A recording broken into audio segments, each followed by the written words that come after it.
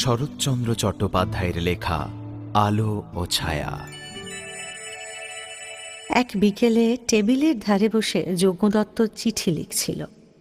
তার ছোট করে দাড়ি ছাঁটা, চোখে চশমা, মাথায় ল্যাভেন্ডারের গন্ধ, পরনে কোঁচা করা ঢাকাই কাপড়, শার্টে পারফিউম মাখানো আর পায়ে মখমলের কাজ করা চটি।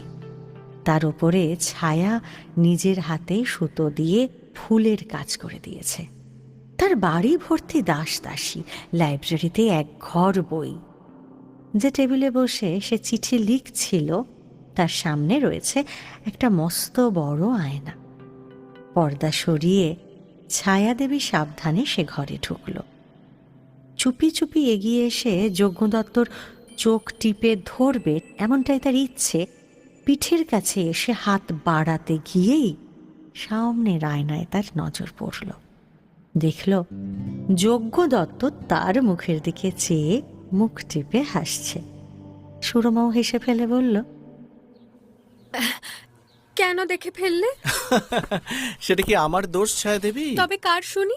অর্ধেকটা তোমার আর অর্ধেকটা এই আয়নার। এখনই আমি এটা ঢেকে দেব।